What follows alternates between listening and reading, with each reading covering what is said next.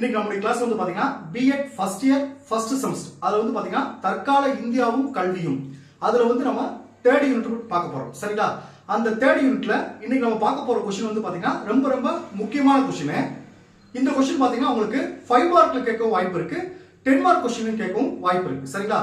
So 5 mark question கேட்டா நீங்க எப்படி எழுதணும், இல்லனா 10 மார்க் கொஸ்டின் கேட்டா நீங்க எப்படி எழுதணும் அப்படின்றத நான் டீடைலா சொல்றேன். இந்த கொஸ்டின் பாத்தீங்கன்னா நம்ம கிளாஸ்ல ஜாயின் பண்ண எல்லாத்துக்கும் நான் பிடிஎஃப் அனுப்பிச்சிருப்பேன். எல்லாமே பாயிண்ட் வைஸா இருக்கும். சோ இத நான் இன்ட்ரோடக்ஷன் மட்டும் நீங்க எப்படி எழுதணும் அப்படின்னு சொல்லிடுறேன்.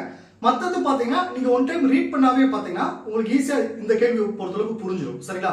அது என்ன கேள்வி அப்படின்னு சொல்றதுக்கு முன்னாடி நம்முடைய கிளாஸ்ல புதுசா ஜாயின் பண்றதுக்கு, அதாவது B Ed first year first semester புதுசா ஜாயின் பண்றதுக்கு நிறைய பேர் கால் பண்றீங்க.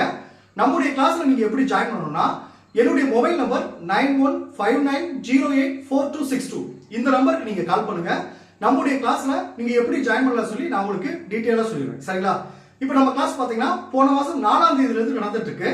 சோ புதுசா ஜாயின் பண்ணவங்களுக்கும் நான் ஸ்டார்டிங்ல இருந்து, அதாவது நான் போன மாசம் 4ஆம் தேதி நடந்ததுல இருந்து இன்னைக்கு டேட் வரைக்கும் நடந்த வரைக்கும் அந்த பழைய நோட்ஸ் எல்லாமே நான் வந்து உங்களுக்கு அனுப்பிச்சிடுவேன். சரிங்களா?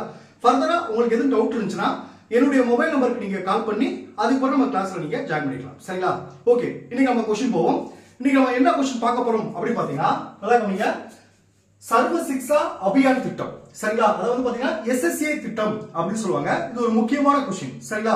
இதுல பாத்தீங்கன்னா ஃபர்ஸ்ட் நான் ஒரு நோட்ஸ் எப்படி அனுப்பிச்சிருப்பேன் பாத்தீங்கன்னா, இந்த சர்வ சிக்ஷா அபியான் அப்படின்றத பத்தி ஒரு இன்ட்ரோடக்ஷன் கொடுத்திருப்பேன். அந்த இன்ட்ரோடக்ஷன் பாத்தீங்கன்னா இந்த திட்டத்தை பத்தின முக்கியமான விஷயம் எல்லாமே அந்த இன்ட்ரோடக்ஷன்ல உங்களுக்கு கொடுத்துருக்கேன். சரிங்களா? அதே மாதிரி பாத்தீங்கன்னா இதுல 4 ஹெட்டிங் இருக்கு. முதல் ஹெட்டிங் பாருங்க, எஸ்எஸ்ஏ திட்டத்தின் நோக்கங்கள். அடுத்து எஸ்எஸ்ஏ திட்டத்தின் நோக்க கூறுகள். அடுத்து எஸ்எஸ்ஏ திட்டத்தை செயல்படுத்தும் உத்திகள். அடுத்து எஸ்எஸ்ஏ திட்டத்திற்கான நிதி எங்கிருந்து பெறப்படுது, நிதி எவ்வாறு திரட்டுறது, இந்த ஹெட்டிங்லாம் இருக்கு. சரிங்களா? அவங்க கொஸ்டின் வந்து பொதுவா சர்வ சிக்ஷா அபியான் திட்டத்தை பத்தி விவரி அப்படின்னு சொல்லி 10 மார்க் கேட்டாங்கன்னா இது எல்லாத்துக்கும் நீங்க சேர்த்து எழுதணும். சரிங்களா? இல்லைன்னா பொதுவா பாருங்க, இப்ப எஸ்எஸ்ஏ திட்டத்தின் நோக்க கூறுகள் பற்றி விவரி அப்படின்னு கேட்டாங்கன்னா நீங்க எப்படி எழுத பாத்தீங்கன்னா ஃபர்ஸ்ட் இந்த சர்வ சிக்ஷா அபியான் திட்டம் அப்படின்னு அந்த ஃபர்ஸ்ட் இன்ட்ரோடக்ஷன் எழுதிட்டு தான் அதுக்கு பிறகு என்ன செய்யணும், இந்த எஸ்எஸ்ஏ திட்டத்தின் நோக்க கூறுகள் போகணும். அப்படி எழுதுறீங்கன்னா உங்களுக்கு 3 பக்கம் வரும். சரிங்களா? இப்ப 5 மார்க் கொஸ்டின் பாத்தீங்கன்னா 2.5 பக்கம் எழுதணும். பட் நான் உங்களுக்கு 3 பக்கம் வர மாதிரி கொடுத்துருப்பேன். சரிங்களா? எல்லாமே பாயிண்ட் வைஸா நான் உங்களுக்கு கொடுத்துருப்பேன். சோ இப்படிதான் கேட்கணும். அப்ப என்ன ஹெட்டிங் கேட்டாங்களோ அதுக்கு ஃபர்ஸ்ட் நீங்க இன்ட்ரோடக்ஷன் எழுதிட்டு தான் அந்த ஹெட்டிங் எழுதணும். சரிங்களா? சரி, ரைட், ஓகே. ஃபர்ஸ்ட் பாருங்க, இந்த சர்வ சிக்ஷா அபியான் திட்டம் இன்ட்ரோடக்ஷன் வந்து என்ன கொடுத்திருக்கேன் அப்படி நான் சொல்ற பாருங்க. ஃபர்ஸ்ட் பாருங்க, சர்வ சிக்ஷா அபியான் என்பது தமிழில் வந்து பாத்தீங்கன்னா அனைவருக்கும் கல்வி அளித்தல் இயக்கம் என பொருள்படும். சரிங்களா? அடுத்து பாருங்க, ஒவ்வொருவரும் ஒருவருக்காவது கற்பித்தல். பாருங்க, ஒவ்வொருவரும் ஒருவருக்காக கற்பித்தல் என்ற இயக்கமாகவும் இது அறியப்படுகிறது. இந்தியாவில் தற்போது முனைப்போடு செயல்படுத்தப்படும் இத்திட்டமானது பாருங்க 1 மார்க் கொஸ்டின் கேட்கலாம். 9வது 5ஆண்டு திட்டத்தில் அறிமுகப்படுத்தப்பட்டது.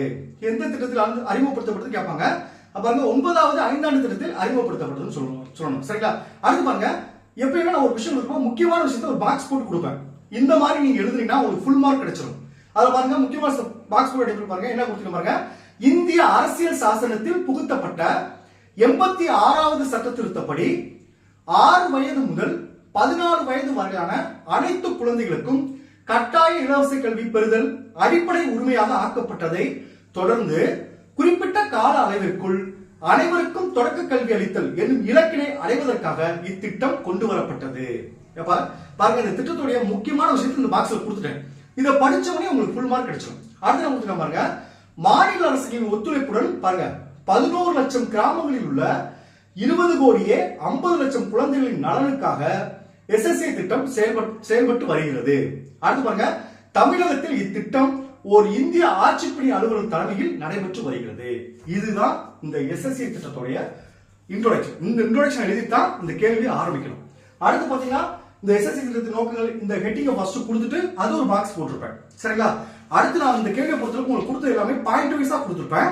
நீங்க படிக்க ஒரு டைம் ரீட் பண்ணாவே போதும். இது இந்த கேள்வியை பொறுத்தளவுக்கு உங்களுக்கு நான் நடத்துறதுக்கு எதுவும் கிடையாது. நீங்க 1 டைம் ரீட் பண்ணாவே உங்களுக்கு புரிஞ்சிடும். சரிங்களா? சோ இந்த கேள்வியை படிச்சுக்க ரொம்ப ரொம்ப முக்கியமான கேள்வி. Okay, thank you students. நம்ம அடுத்த கிளாஸ்ல பார்ப்போம்.